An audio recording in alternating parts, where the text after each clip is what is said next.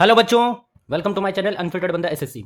ये जो है आपका 36,000 प्लस डाटा, 36,000 प्लस डाटा जो है रैंक मित्रा पर आ चुका है। और इसके बेसिस पे मैं आपको सब कुछ अभी बताने वाला हूँ कि आपका नॉर्मलाइजेशन कितना होगा, कौन से शिफ्ट में कितने मार्क्स बढ़ेंगे या कितने घटेंगे। बहुत सारे बच्चों का मार्क्स इंक्रीज होने की वजह जो है वो घट रहा है। मेरे पास बहुत सारे ऐसे बच्चों के कमेंट्स आए हैं कि सर मेरे मार्क्स जो है वो धीरे धीरे घट रहे हैं। ये क्यों हो रहा है, कैसे हो रहा है, किस वजह से, क्या फैक्टर यहाँ पे वर्क कर रहा है, वो सब कुछ मैं बताने वाला हूँ। यहाँ पे आपका रो स्कोर भी है और आफ्टर आपका जो है आफ्टर नॉर्मलाइजेशन भी यहाँ पे स्कोर दिया हुआ है। तो मैं सब कुछ आपको बताने वाला हूँ, तो वीडियो को एंड तक देखना। साथ ही साथ एक और सबसे बड़ी बात की जो है आपका जो चैलेंज करेंगे, जो बच्चे चैलेंज करेंगे, तो बहुत सारा डाउट आ रहा है बच्चों का कि जो चैलेंज करना है तो चैलेंज अगर एक बच्चा करता है तो क्या सभी को मार्क्स मिलेगा या सिर्फ जो चैलेंज करेगा उसी को मार्क्स मिलेगा, वो सब भी मैं आपको इस वीडियो में क्लियर करने वाला हूं। तो वीडियो को एंड तक देखना। अब देखो, सबसे पहले अगर मैं आपको बताऊं तो यहाँ पे आप देख सकते हो कि 180 मार्क्स लाने वाले इस बार एकदम से, जिसके रॉ स्कोर 180 बने, वो एकदम से एक भी स्टूडेंट नहीं है जिसके 180 बने। 170 जो रो स्कोर 170 जो है आपका 3 बच्चों का सिर्फ बना है 36,000 में। और 160 तक आपके 12 स्टूडेंट, 150, 148 और 145 जो है आपका 406 बच्चे और 140 979 बच्चे, जिनका रॉ स्कोर 140 के अराउंड में बना है। और 135 से 130 की डाटा आप यहाँ पे देख सकते हो कितना ज्यादा है। तो आप यहाँ से अंदाजा लगा सकते हो कि जो आपका जो है डाटा सबसे ज्यादा 130 से 135 के आसपास में, और आपका जो 120 से 140 के बीच में देखो डाटा कितना ज्यादा है। मतलब कि इस बार जो है 140 से प्लस जाना बहुत मुश्किल हो गया है, बहुत मुश्किल 140 प्लस जाना। और मैं अगर आपको बताऊं तो पिछले बार की डाटा के अकॉर्डिंग अगर मैं आपको बताऊं तो जो आपका 2024 में 140 क्रॉस करने वाली जो डाटा थी, 140 प्लस जो है मार्क्स लाने वाले जो बच्चे थे, वो लगभग आपके 7600 बच्चे 140 प्लस यहाँ पे मार्क्स लाए थे। और आपने 2024 में देखा भी था कि कट ऑफ कितनी हाई गई थी। लेकिन इस बार देख सकते हो कि आपका जो है यहाँ पे इस बार देख सकते हो कि 140 जाना कितना मुश्किल है। और 140 तक की जो आपकी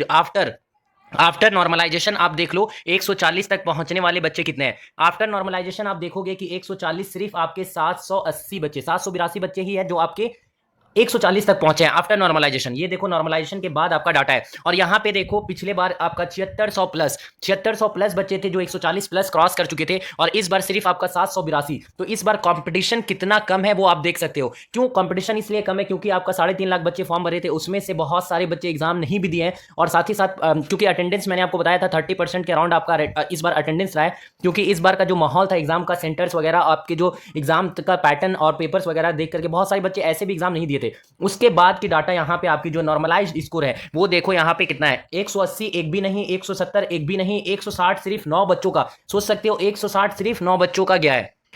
36,000 डाटा में 160 सिर्फ 9 बच्चों का। और जहां पे ग्रेड सी का कट ऑफ 160 के आसपास जाता था, वहां पे 36,000 में आप देखो सिर्फ 9 बच्चे जो हैं आपके 160 के पास पहुंचे। और 150 आप देख सकते हो 110 ही बच्चे जो हैं आफ्टर नॉर्मलाइजेशन, 110 बच्चे सिर्फ 150 के पास पहुंचे।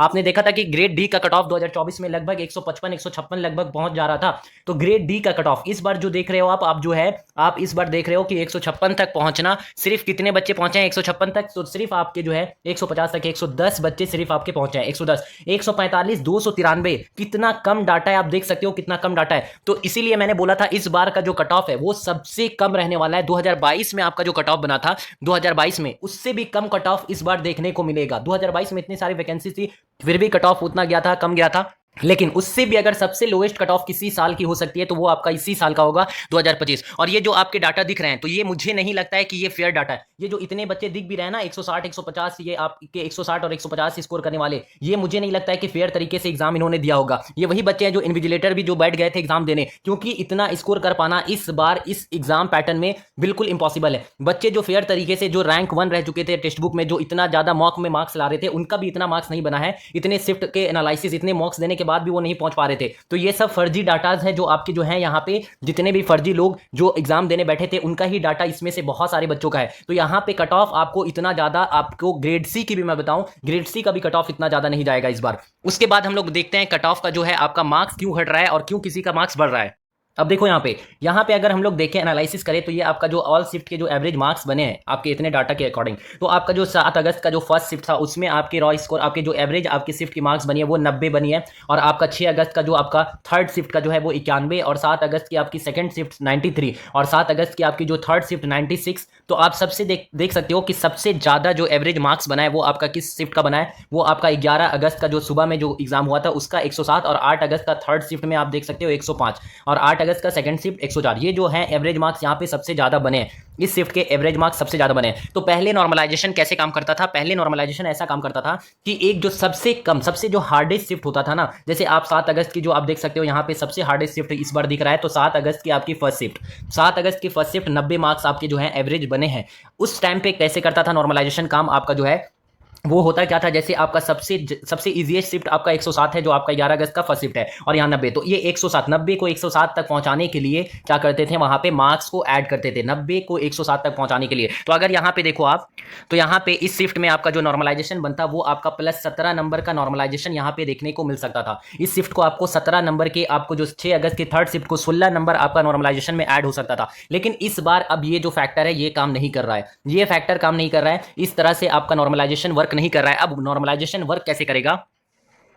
तो इसमें से आपके जो है एवरेज मार्क्स निकाले जाएंगे, कोई भी शिफ्ट के एक एवरेज मार्क्स ले लेंगे। जैसे मान लो फॉर एग्जांपल मैं अगर आपको बताऊं, जैसे आपका जो 8 अगस्त का फर्स्ट शिफ्ट 97 मार्क्स यहां पे अगर है, तो इसको एक एवरेज डाटा मान लिया जाएगा और इसके ही अकॉर्डिंग आपका जो है मार्क्स को इधर उधर किया जाएगा। जैसे अगर मैं आपको बताऊं तो यहाँ पे 97 मार्क्स है, तो जिस बच्चे का जैसे यहाँ पे 97, तो इसको एवरेज मान लिया जाएगा, और जैसे मान लो यहाँ पे 90 बन रहा है और ये 90 वाले को 97 तक पहुंचाने के लिए इसके शिफ्ट में आपका +7 मार्क्स जो है इंक्रीज हो जाएगा, +7 मार्क्स इंक्रीज हो जाएगा। और यहाँ पे अगर देखो ये इजीएस्ट शिफ्ट जो है आपका, जो इजीएस्ट आपका यहाँ पे जो आसान शिफ्ट है इजीएस्ट यहाँ पे 107, तो ये 97 को 107 को आपको 97 में पहुंचाने के लिए यहाँ पे मार्क्स कम होंगे। तो इस शिफ्ट के जो बच्चे हैं, इस शिफ्ट के बच्चे जो है वो आपका, इनका जो है मार्क्स नेगेटिव में जाएगा, वो मतलब कि आपका यहाँ पे 107 से -10 यहाँ पे नॉर्मलाइजेशन में मार्क्स घट जाएंगे, यहाँ पे इस शिफ्ट के नॉर्मलाइजेशन में मार्क्स घट जाएंगे। इस तरह से जो है इस बार नॉर्मलाइजेशन वर्क कर रहा है। तो आपका इसी वजह से बहुत सारे बच्चों का क्या हो रहा है ना, कि नॉर्मलाइजेशन के बाद जो रैंक मित्रा में डाटा डालने के बाद उनका मार्क्स 138 से, एक बच्चे का जो है मार्क्स जो है 138 था, लेकिन उनका जो है आफ्टर नॉर्मलाइजेशन मार्क्स जो है 131 हो गया, 131, तो इनका जो मार्क्स है वो -7 हो गया। वो बच्चे बोल रहे हैं कि सर मेरा मार्क्स जो है वो घट रहा है। तो ये इसी तरह से वर्क कर रहा है, इसी फैक्टर से वर्क कर रहा है। मैंने जैसे आपको एग्जांपल दिया उसी तरह से इस बार नॉर्मलाइजेशन वर्क करेगा। ठीक है, अब हम लोग बात करते हैं, ये मैंने आपको ओवरऑल बता दिया कि कैसे नॉर्मलाइजेशन वर्क करेगा, और आपका जो है कट ऑफ क्या जाएगा, आपका बहुत ही कम रहने वाला है, बहुत ही कम, क्योंकि फर्जी डाटा यहाँ पे आपको देखने को मिल रहे हैं। और मैंने आपको एनालिसिस भी दिया कि कितने बच्चे थे जो प्रीवियस ईयर आपके जो 140 के आसपास पहुंचे थे, और इस बार कितने बच्चे हैं आप देख सकते हो आप अपने आंखों से। उसके बाद हम लोग बात करते हैं सबसे बड़ा जो आपका डाउट है बच्चों का, कि हर शिफ्ट में सर अगर मान लो 7 अगस्त की फर्स्ट शिफ्ट में, अगर 7 अगस्त की फर्स्ट शिफ्ट में रीजनिंग, इंग्लिश और जीके को मिला करके अगर मैं बात करता हूं, अगर रीजनिंग की ही अगर 7 अगस्त की फर्स्ट शिफ्ट में अगर रीजनिंग की सिर्फ आपकी जो है आपकी अगर रीजनिंग की अगर मैं मानता हूं कि 10 क्वेश्चंस गलत है, तो क्या अलग अलग बच्चों को, जितने भी बच्चे हैं वो अपने अपने शिफ्ट के अकॉर्डिंग 10 बच्चे जो है अब आपका 10 क्वेश्चंस को चैलेंज करेंगे, तो वो आपका यहाँ पे 50 रुपीज करके 500 रुपीज उनका अकेले में लग जाएगा। तो इस तरह से चैलेंज करने पर क्या सभी क्वेश्चन को अपने शिफ्ट के अकॉर्डिंग सभी बच्चे अलग अलग चैलेंज करेंगे एक क्वेश्चन के, क्योंकि हर एक क्वेश्चन का पर क्वेश्चन का वहां 50 रुपीज आपका चैलेंज का प्राइस रखा गया है पर क्वेश्चन का। ऐसा नहीं कि सभी क्वेश्चन का, सिर्फ एक क्वेश्चन का आपका 50 रुपीज रखा गया यहाँ पे। तो क्या आपके 10 क्वेश्चन गलत है तो आपको 500 रुपीज देना होगा? नहीं, ऐसा नहीं करना है। अब देखो यहाँ पे सभी बच्चों को मार्क्स कैसे मिलेगा। मान लो अगर आपके 7 अगस्त की फर्स्ट शिफ्ट है, 7 अगस्त की फर्स्ट शिफ्ट है, और उसमें अगर मान लो पहला नंबर जो क्वेश्चन है उसका जो आपका आंसर है, अच्छे से समझना, फर्स्ट नंबर का क्वेश्चन का आंसर जो है वो आपने मारा, यहाँ पे 4 ऑप्शन है ABCD, ठीक है, ABCD, यहाँ पे आपका आंसर जो है वो A करेक्ट है, आपने A टिक किया, आपका A करेक्ट है, और यहाँ पे जो एसएससी का आंसर है वो आपका एसएससी का आंसर जो है वो B है, आपका जो है वो आंसर जो है आपने A करेक्ट किया, और आपका जो है B जो है वो एसएससी के अकॉर्डिंग B सही है, B उसे एसएससी ने B को करेक्ट माना है। लेकिन सही में अगर देखा जाए तो A ही ऑप्शन करेक्ट है। तो फिर आप इस क्वेश्चन के लिए चैलेंज करोगे तो जितने बच्चे, जैसे अगर एक बच्चे चैलेंज करते हैं, एक बच्चा अगर चैलेंज करता है तो इसके मार्क्स जितने भी बच्चे हैं, जितने भी बच्चे 7 अगस्त फर्स्ट शिफ्ट वाले, अगर उन्होंने फर्स्ट क्वेश्चन का आंसर जितने भी बच्चों ने A ही मारा होगा, A मारा होगा, उनको ही सिर्फ मार्क्स मिलेगा। ऐसा नहीं कि C मार दिए और D मार दिए तो उनको भी मार्क्स मिल जाएगा, नहीं, C और D मारने वालों को नहीं मिलेगा। सिर्फ जो करेक्ट आंसर को मार्क किए होंगे उतने ही बच्चों को आपका जो है बोनस मार्क्स यहाँ पे मिलेगा, उतने ही बच्चों को बोनस मार्क्स मिलेगा। तो ऐसे करके आप कर सकते हो कि आप लोग जो है एक, मैंने आप टेलीग्राम चैनल पे जुड़ जाओ, और मैंने साथ ही साथ आपका जो ग्रुप भी बना दिया है, आपका जो व्हाट्सएप ग्रुप भी बना दिया है। आप इस नंबर पर आप मुझे इस नंबर पर मैसेज करो, यहाँ पे आप यहाँ पे मैसेज करो, इस नंबर पर, इस व्हाट्सअप नंबर पर आप जो है, क्योंकि अभी चैलेंज का टाइम है आपका, तो इस नंबर पर आप मैसेज करो और अपने अपने शिफ्ट के अकॉर्डिंग मैंने आपको बता भी दिया है कि कितने कितने क्वेश्चंस गलत हैं। टेलीग्राम पे जाकर के देख सकते हो, मैंने जितने डाटा बच्चों के द्वारा मुझे मिले हैं और मुझे लगा भी है, तो उसका सॉल्यूशन भी मैंने करा दिया। इंग्लिश और रीजनिंग में वैलिड वो आपका चैलेंज वाले क्वेश्चन हैं, तो आप वहाँ पे उस क्वेश्चन के ऊपर तो जरूर चैलेंज करो, और साथ ही साथ आपको और भी गलत लगते हैं तो उस पर भी आप चैलेंज कर सकते हो। तो ये आपका ग्रुप है जहाँ पे ऑलरेडी बहुत सारे बच्चे जुड़ चुके हैं, तो आप भी इसमें ऐड हो जाओ। और करना क्या है, चैलेंज कैसे करना है आपको, अगर अपने पैसे बचाने हैं तो आपको क्या करना है, साथ जैसे अगर मान लो 6 अगस्त का फर्स्ट शिफ्ट है, 6 अगस्त का फर्स्ट शिफ्ट है, इसमें अगर मान लो टोटल इंग्लिश रीजनिंग और जीके मिलाकर के आपको पता चला 15 क्वेश्चंस गलत है, 15 क्वेश्चंस गलत है, और आप लोग क्या करो, 15 लोग मिलकर के एक एक लोग एक क्वेश्चंस को यहाँ पे चैलेंज कर दो।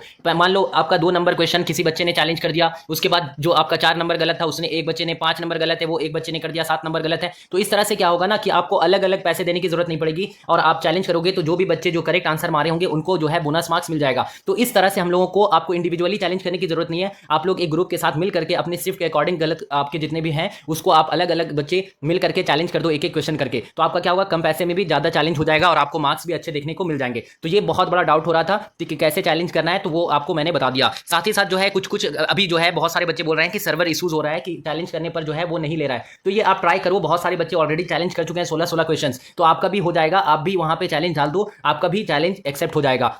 तो इस तरह से आपको वर्क करना है, मैंने आपको इस वीडियो में सब कुछ क्लियर किया है। तो आप जल्दी से क्या करो, इस नंबर पर आप जुड़ जाओ और टेलीग्राम चैनल से भी आप जुड़ जाओ, जहां पे आपको मैंने रीजनिंग और इंग्लिश का सभी शिफ्ट का जितना भी है वो आपका जो सॉल्यूशन मैंने दे दिया है, पीडीएफ भी वहां पे है, वहां से आप प्रूफ भी ले सकते हो और आप डाल सकते हो। तो इस तरह से आपके ज्यादा से ज्यादा मार्क्स आपके इंक्रीज हो सकते हैं, क्योंकि बहुत सारे क्वेश्चन आपके रॉन्ग हैं। हर शिफ्ट में अगर देखा जाए तो 20 क्वेश्चन लगभग आपके रॉन्ग हैं, कम से कम अगर मैं बताऊं तो 20 क्वेश्चन रॉन्ग है ही। और अगर मैं आपको बता दूं तो इस बार जो बच्चे, जिस बच्चे का स्कोर 110 से लेकर के आपका 130 के बीच में बन रहा है, तो 30 के बच्चे जो बोल रहे हैं ना कि इस बार आप जो है 150 जाएगा, 160 जाएगा, ये एकदम से बेकार की बातें हैं, इस पे आप मत रहो, क्योंकि मैं आपको रियलिटी बता रहा हूं कि इस बार कट ऑफ बहुत कम जाएगी, आपकी बहुत कम जाएगी। तो 110 से 130 वाले भी बच्चे आप जो है स्किल की तैयारी इस बार आराम से कर सकते हो, आराम से। मैं आपको डाटा के अकॉर्डिंग ही बातें बता रहा हूं, ऐसे मैं नहीं बोलता हूं, क्योंकि इस बार जो है 140 तक पहुंचना कितना टफ हो चुका है आप देख सकते हो। तो इस बार वैकेंसीज भी आपकी अच्छी खासी है, 1500 प्लस आपकी वैकेंसीज है यहाँ पे। तो आप जो है इतने भी नंबर वाले बच्चे इस बार सेफ हैं, तो आप इस पे भी तैयारी अपना स्किल का कर दो। बाकी बात जो है आपका जो री एग्जाम होगा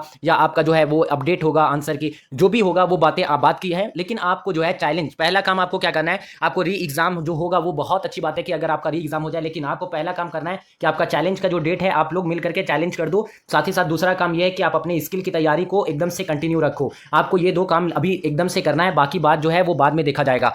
ठीक है, अच्छे से आप लोग चैलेंज करना एक एक क्वेश्चंस को।